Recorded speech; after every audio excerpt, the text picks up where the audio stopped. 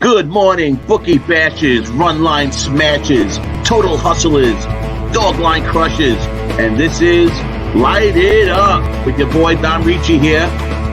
Light it up. Show's about to begin. How we doing, everybody? This week 2. Light it up. We made it again. We made another week. Glad everybody's here. Tonight's a great show. Special show for me. I have some great friends coming on, and a kid from the neighborhood who's an up-and-coming boxer. He's been at it for a while now, since 215 he's been pro, but he's also a 2-time Golden Glove champ. So he'll be joining us later. His name is Titus Williams. He'll be fighting December 7th at the Barclays Center on the big Charlo Hogan card. So a lot of things are happening for him. So we'll get into that in a little while when we cut him in. But before that, I just want to talk a little bit about yesterday, man. For me, yesterday's football was some crazy games going on, and I see some things in the NFL that some things we got to look forward to in the weeks to come. The first game that really caught my eye yesterday was that Saints game, only for the reason is that they were just dominating that whole game, and all of a sudden the Panthers, who we know haven't been playing well at all, came up and they almost won that game. I mean, it came down to a field goal at the end. And why that game interested me is because of the games coming up. And, we're in week 12 that was. They played 11 games. The NFL season is really winding down. We got maybe 5 games left. And I'll tell you, the Saints, who almost lost that game. Next week, let me check my notes. Next week, they're at Atlanta. Then they're home against the 49ers. Then they're home against the Colts. Then they finish up the season with Tennessee and Carolina. So, they still have they're still, in top of their division. They're still dominating the division. But I'll tell you, they could lose that. They could, I don't know if they could lose the division, but I can't see the Saints, who I thought was going to be maybe the NFC champs, not making it. I'm not sure what everybody thinks about that, but for me, the Vikings are a tricky team. Kirk Cousins, all of a sudden, out of nowhere, has been coming on strong. The Vikings, are another team who, win these games that we didn't think they were going to win. That last loss of theirs was a tough one, but this week they have a very winnable game. That's another team that I think might be in the background that could sneak up. In that division is what in that division with the Packers is what really gets me going. Is that Packer game last night puts them at 8-3, puts the Vikings at 8-3. Then you got the Bears and the Lions. So in that division, that NFC North, the Vikings I think really could take on the Packers. It seemed like last night in that San Francisco Packer game that without a running game, the Packers don't seem to do much. Aaron Rodgers is not the quarterback. It looks like they could just carry the whole team on his shoulders for some reason. At least he didn't look like that last night. I know that defense for the 49ers had a lot to do with it, but it was strange the way he looked. It was strange how he was overthrowing guys. It was strange how he wasn't scrambling. There was something was off last night with the wind and in his eyes and stuff with Aaron Rodgers. So I tell you the truth, for me, I think the Vikings are going to sneak up like they did a couple of years ago when no one, that whole thing with Shermer and everything, and I just Case Keenum, the quarterback that nobody was really looking at, and it seems like the whole thing is happening again with Kirk Cousins. So that's a division I think we got to keep our eye on. Packers, Vikings. I mean, look at the Packers. 5-1 at home, 3-2 away, 3-0 in the division, and 7-4 against the spread. Those numbers look great, but when you see last night them getting dominated by the 49ers, it really makes you think. And like that with the Vikings, I mean, the numbers are pretty much the same, except for the division. They're 1-2 in the division, and that could be a problem at the end. And also in the NFC, like I was talking about the Saints before. I know I jumped off of that. The Saints, as far as their little NFC South, I guess they haven't sewn up. I mean, the Panthers are 5-6, and the Saints are 9-2, 5-1 at home, 3-1 in their division, 7-4 against the spread. So I would think that the Saints could win that South. But as far as that division, it's going to come out to, I think it's going to come to the 49ers and the Vikings. And the way the 49ers are playing, I don't know if anyone could beat them right now. But well, I guess we'll see. Another game that, of course, makes me always gets in my core is the New England Patriots. They just win. When they shouldn't win, they win. When they supposed to win, of course, they just are an unbelievable team. That game yesterday, Dallas just kept on turning the ball over, but they were in a touchdown. They were within a touchdown the whole game, and they could not pull that game out. And that would have been a big win for Dallas because, that division, again, what a terrible division that is. You got the Dallas, you got Eagles, who I thought for some reason yesterday were going to play a good game and win, which obviously they didn't. Then you got the Giants and the Redskins. So, I can't see Dallas doing much. They do play pretty decent at home, but, the only thing I see with Dallas is they're 4-0 in the division, but, they're going to be a wild card team and they're going to get bounced right away. This whole picture is kind of in the NFC. I don't see really much that's going to happen. We got the Rams tonight who are already losing 14-0. But that's going to be that's a team that we thought was going to be good this year and isn't. So it's a little bit on the NFL that from yesterday. Love to hear what everybody's thinking about for the games going forward. I guess next week we should probably just do a show about for the last couple of weeks in the NFL and see if we could maybe take a look at some teams that we think are going to win out. And like for me, I think the Cleveland Browns are going to just click off the next couple of weeks with wins. The Jets got a couple of winnable games. I mean, they're 3-0.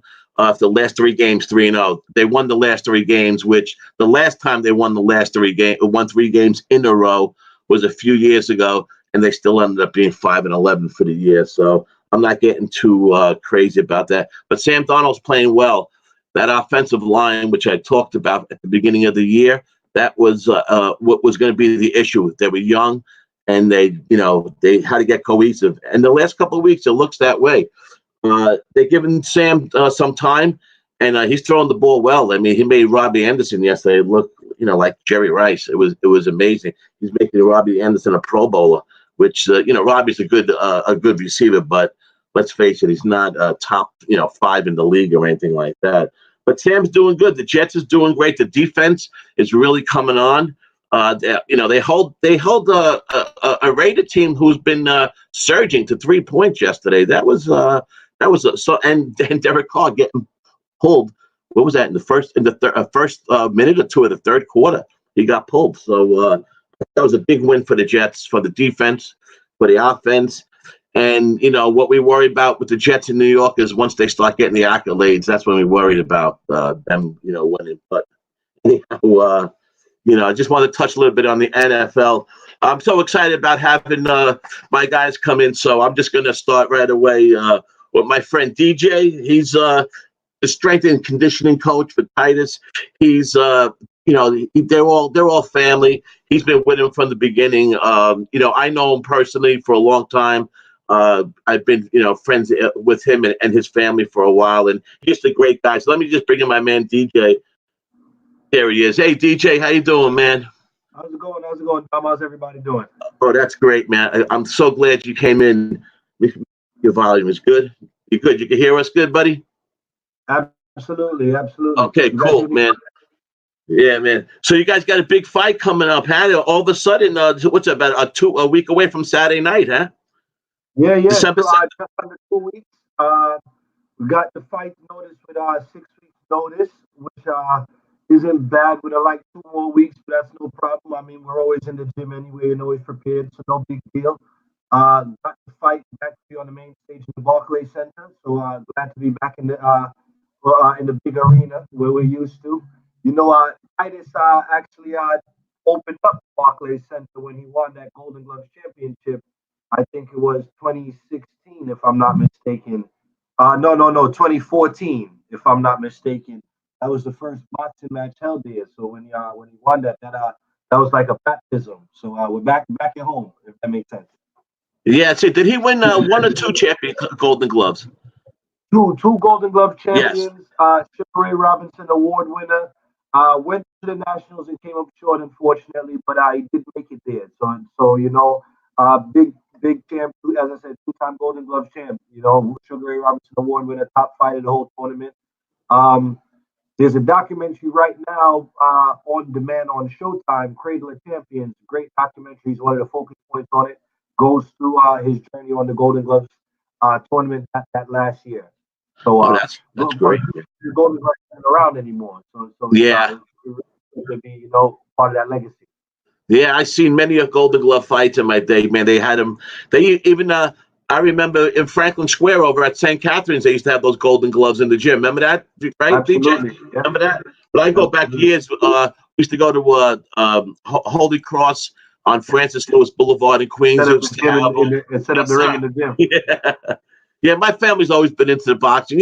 Boxing was so big when we were kids, and then it kind of, I'm 62, so in those late 60s and early 70s, the boxing was just great, and then into the 80s, and it was still on regular TV. It was before Showtime, before pay-per-view. They had great fights all the time, man. Somebody said that the other day. They used to watch boxing on Wild World of Sports. Yes. Yeah, Tommy Hearns, Roberto Duran. You would see, just unbelievable fights. I remember being a little kid with my transistor radio in bed. It was 11:30 at night, listening to the Ali Frazier fight from the Garden. It was on the AM radio with the little transistor with the antenna. But I really think that's But yeah, like the fighting game to me, it kind of died out, and recently, over the last 5-6 years, it seems slowly, coming back up. I don't know if it has anything to do with the MMA explosion, or does the MMA explosion is off the back of the boxing. But between both of them, I think they've been helping each other out, and it's been coming up. What do you think about that? Yes, that, and I also think, I guess we can't talk boxing if we don't talk about Floyd Mayweather. But I think when he got that contract with the whole Money Mayweather bit, and whether you were tuning in to see him lose or tuning in to see him win, you were kind of tuning in. And then Adrian Bronner kind of came up, and they were kind of billing him as like a maybe next Floyd. So he was someone to tune in to watch, whether you wanted to see him win or lose. And it kind of brought an intrigue back. Deontay Wilder's on the way up. He's knocking everybody out. That's something to tune in and watch. So there's a bunch of little stuff. Lomachenko came in with his great amateur record, and Right. doing good. Kovalev as the crusher Kovalev. Canelo, his whole rise even after that loss to Floyd, which kind of doesn't even make a difference in his career. The whole Triple G thing. So over the last few years, there's been a lot of little sparks where it's getting a lot of interest back to boxing. Yeah. Where's he training out of now? He's training out of the gym in Brooklyn or the one in Freeport? Okay, so unfortunately, all right, good. He just texted me that he's pulling up in a second anyway. Yeah, try to get closer to your mic. Titus just finished training, so he's on the way right now. But we're actually in Saddam Ali's gym in Brooklyn, training with Andre Rozier, who's a former coach of Danny Jacobs. He's coaching Richard Comey for his upcoming fight with Teofimo. He's got Mickey Bay in the gym. We got Edgar Berlanga in the gym. Duke Micah in the gym. The list goes on and on. Right. On a daily basis. Coaches Lenny Williams. We got Lenny Wilson. Pardon me. We got Gary Starks Jr. As I said, Andre. Another trainer that we kind of working with, a young guy, Joe Zagarino, and he's a beast. If anybody knows the Zagarino family, they really know what they're talking about in boxing. His son Joe. He might be a young guy. A lot of people don't know him, but he really knows his stuff. He's a sharp kid. Get a lot of mentoring from another trainer named Coach Fareed, brother Fareed Samad, real trainer perfection. He's also doing a lot of work with Danny Jacobs, training him right now for his upcoming fight at the end of the month too. So we got a host of good trainers, and they're putting a lot of tools in the bag, keeping everything sharp. If that makes sense. I'll tell you, the last fight he had, was that the one that I seen in Jamaica? That was the last. That was about 8 months ago. No, he what he fought? He fought in March. That was March. We had a fight that was kind of off direction DR. We just fought again. Was it October or September? I don't know. He had 2 fights in Arizona this year. One earlier Oh, in the okay. year, and one I think July. I think July possibly. You know what? I'm not gonna misspeak. I'll tell you right now. Actually, that's the good thing called the internet, right? We have. Yeah. Watch this. I'll be instantaneous with it. You know what it is? You line them up and we get to work. So once these down, we don't really remember about Oh no, I hear you. I hear you. I hear you. it. Give me a second. I'll tell you right now. It was what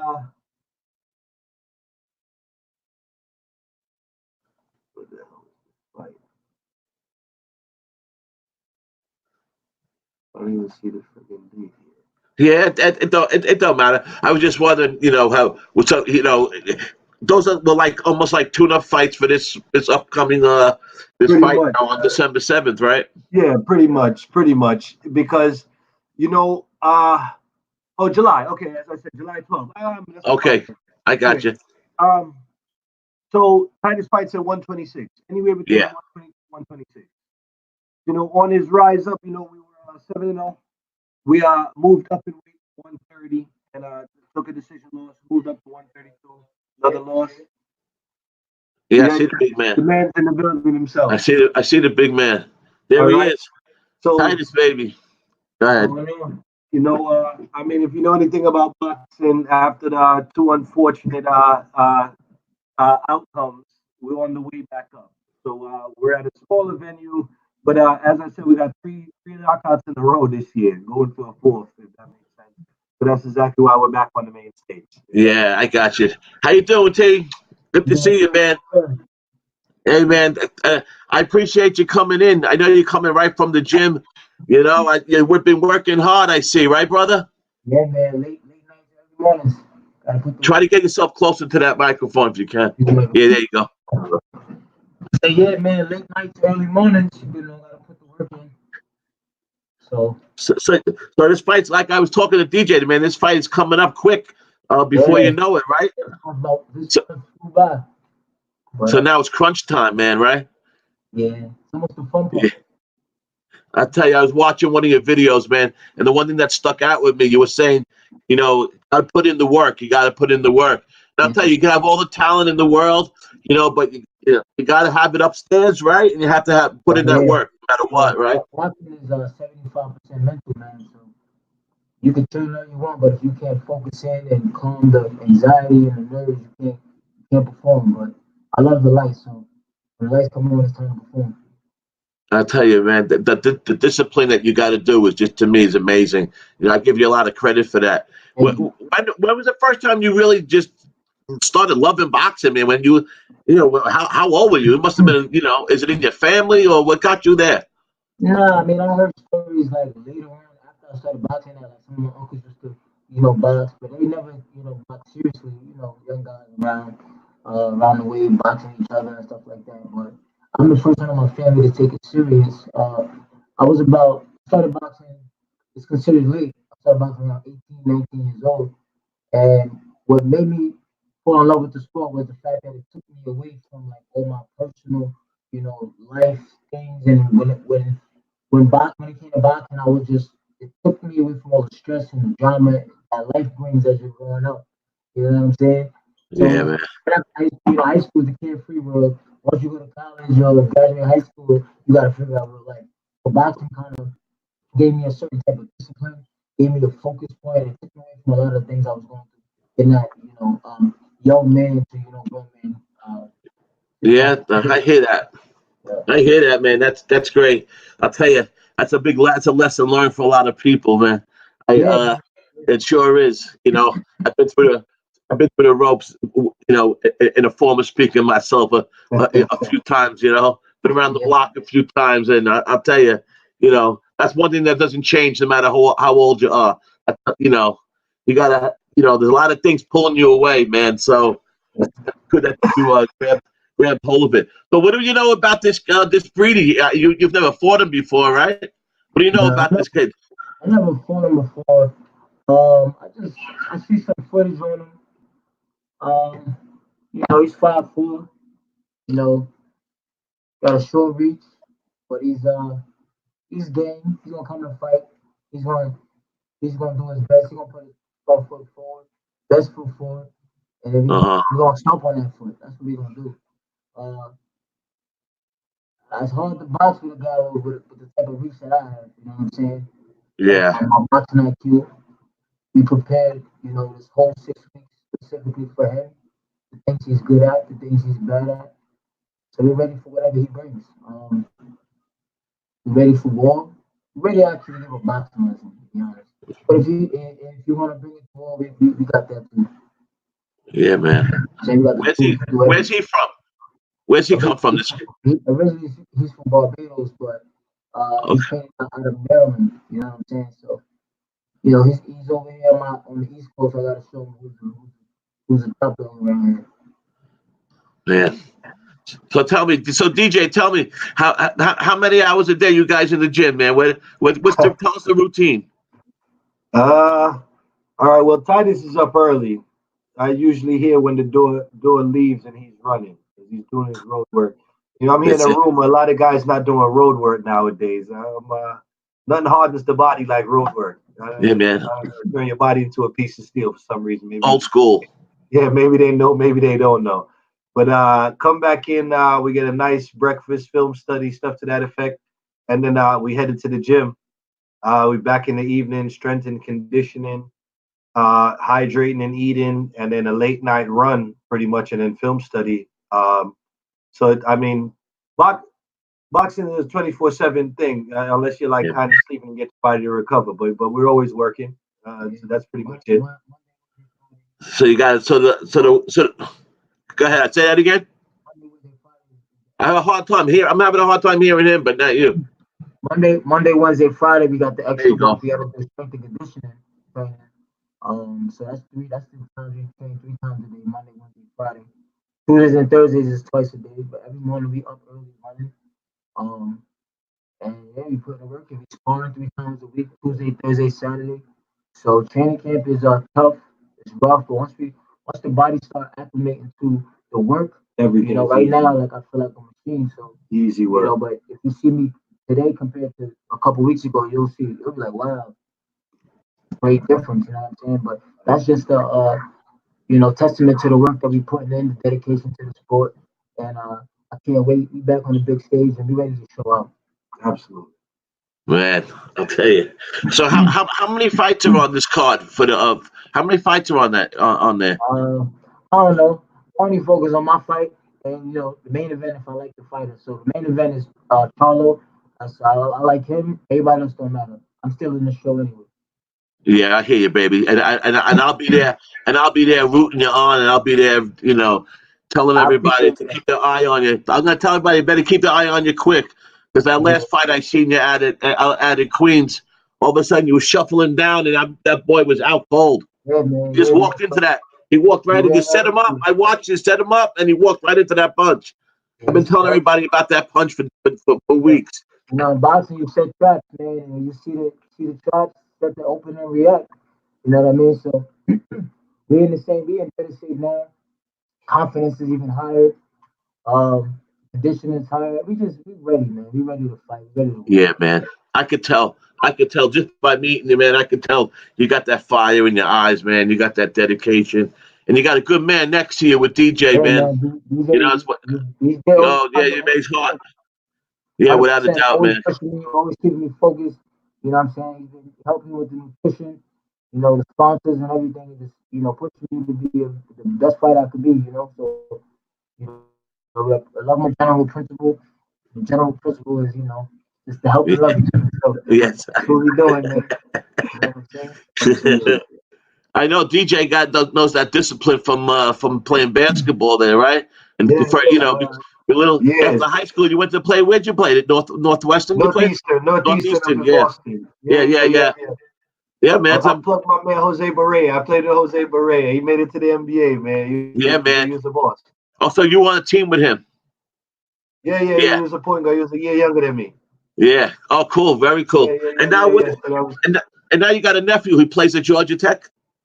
Yeah, actually, the game is on right now on overtime. They're playing against Arkansas. And what's his name? I got a lot of my friends are big a lot of my friends are big college basketball bettors. All right. And so Khalid Moore, ACC. He's leading the ACC in steals right now. Khalid Moore. Look out for that name. God willing, I hope he shows out this year and enters the draft this year. If he's invited to camp and they're gonna get somebody special. 6'8", 7'2" wingspan, about 215. Can play probably all four positions. I don't want to say five. I'd give him a couple more inches before he could play the five on a pro level. But great all-around player, holds every single team together. Played with Cole Anthony in high school at Malloy. Cole Anthony's at North Carolina now. He played at Malloy. Okay. Yeah, he played with Moses Brown, who's on the Portland Trailblazers now. Right. And you name a whole bunch more throughout. But he's in the ACC, so that's gladiator school in college ball. So Yeah, man. That's cool, man.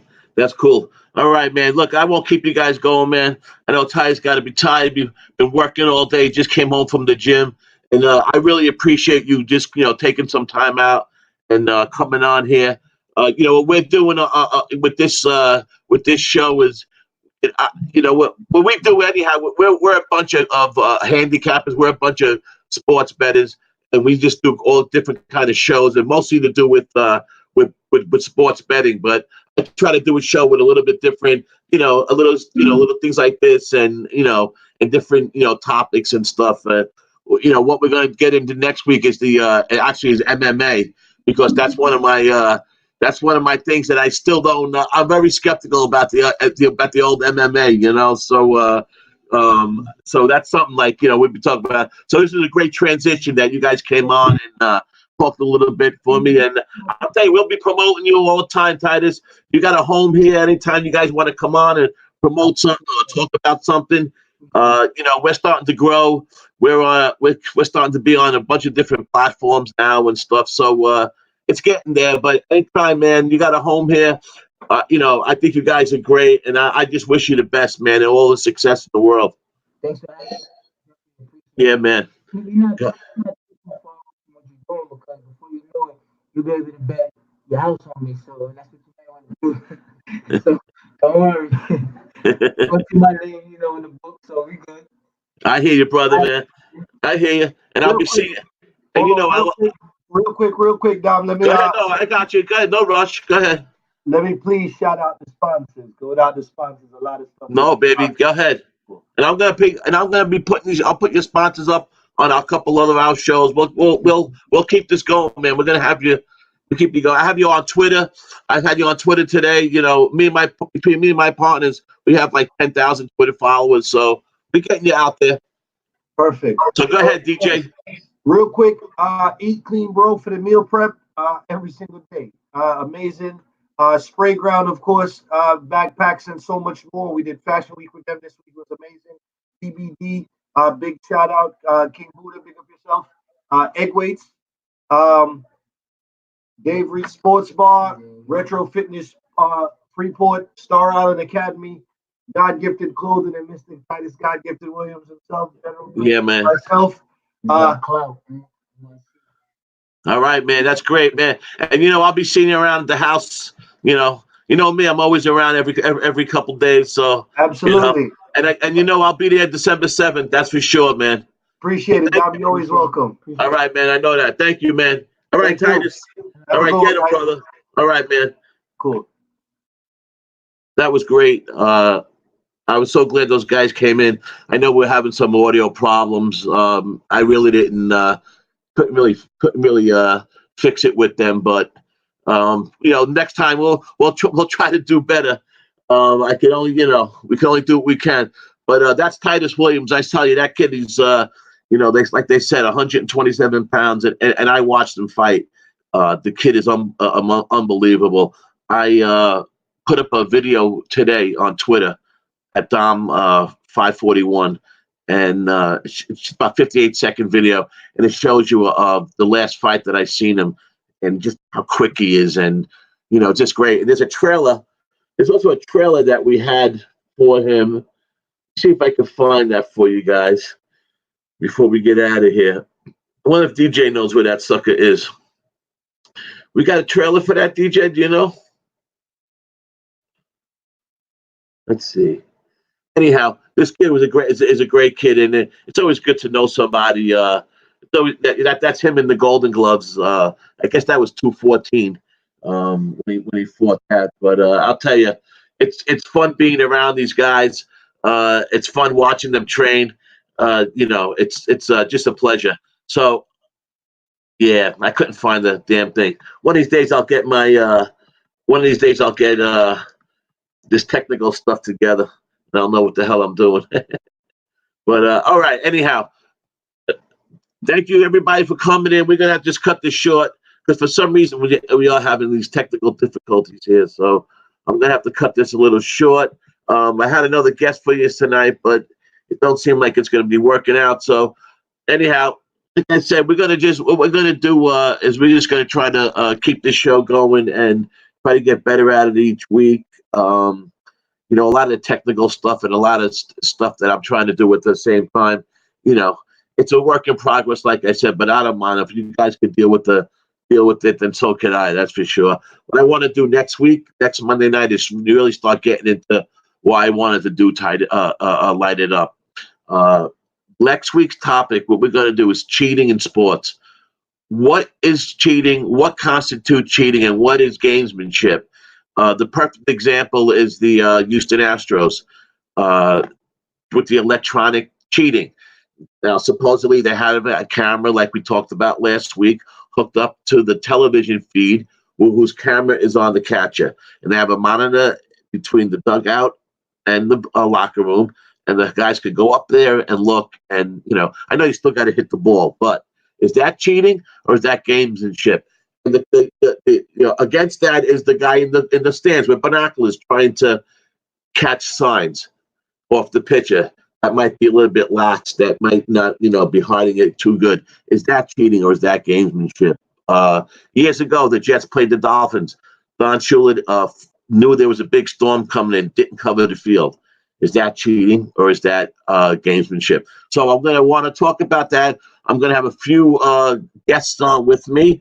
For one, we're going to have our good friend Nikki Fat Fist come on and talk about that, because we could get into the MMA aspect of it too, and my skepticism about the MMA, which for some reason in boxing I don't have the skepticism that I used to have. I think they cleaned up boxing a little bit. I know that you still, it's still like when you get your shot, are you marketable? I mean, that stuff all comes into play, but I don't know if it's as dirty as it used to be. And I'm not sure, with the MMA, if it is, if it isn't, but we're going to talk about that. And we're going to try to get a couple good more guests on to talk about the cheating thing. And why I want to do that is because then after that, I want to do a show about fixed sports. Are sports fixed? Is the NFL fixed? Is the MLB fixed? And to me, the cheating thing in Houston, which I think is cheating, outright cheating, isn't the same as fixed. To me, that's a different thing. When I talk about fixed, I'm talking about the outcome of the game is already predetermined. There are people in the office that's saying this team is going to win tonight, this team is going to lose tonight, this team is going to be in the World Series, this team isn't going to be. To me, that's what fixed is. I guess a couple of years ago, probably more than a couple of years ago now, probably 5 or 6 or whatever, in the NBA with the ref that was being paid off, he owed bookies his lungs, and he was throwing games, I guess.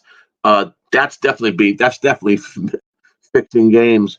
Whether the outcome was predetermined, no, but that's someone trying to make the outcome predetermined. Pete Rose, he's a perfect example.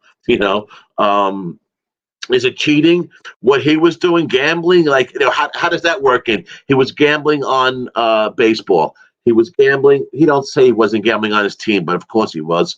That comes into play. Think about it. If you're a manager and you're betting the game, you might put a different pitcher in for a different reason. Maybe you bet a total. Maybe, I don't know. I don't think Pete Rose would throw a game for a loss. I wouldn't think he would ever bet against his team, but that's something we could talk about too.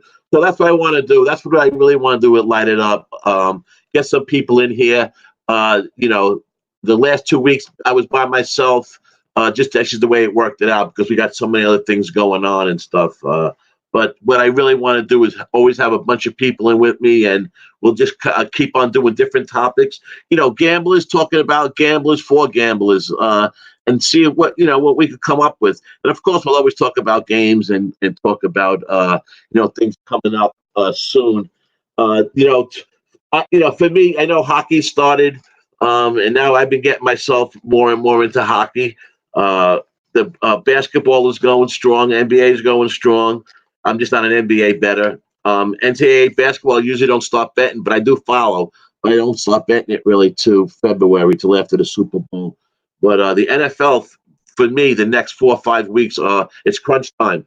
And that's what probably all of us are going to be focusing on. So that's something we'll probably touch on this week, Friday night on the lounge. We have Thursday night, of course, the Boss and the Sauce show. DJ and Big Ragu do their Pick Six show with SBR. And so that's always good. And we'll just keep on going. So before I keep on rambling on, let me just give you another picture of my man Titus as a Golden Glover. I wish I could have found that trailer, but I don't have it. Anyhow, we wish him all the best of luck. The fact that the kid came on right from the gym and came on to, with me, means a lot. They're good people, good friends. So anyway, everybody, thank you for showing up. Hope you enjoyed the conversation with Titus and with DJ. I know the order was a little bit screwed up. I'm going to have to make sure that doesn't happen again, and I will definitely get him back again after the fight. Anybody in the New York area, this fight is December 7th. There's tickets on Ticketmaster. There are like $50 seats and above. So, and at the Barclays, you can see where the ring is set up, you can see pretty much everywhere. There'll be at least 6 or 7 fights, maybe more. It's on Showtime. So anybody interested in going, hit me up in the chat because I'll be there, and we could get together and maybe say hello. But anyhow, until next time, this is Dom Rici with Light It Up, and I will see you guys at the window. Thanks, everybody. Good morning, bookie bashes, run line smashes, total hustlers, dog line crushes, and this is Light It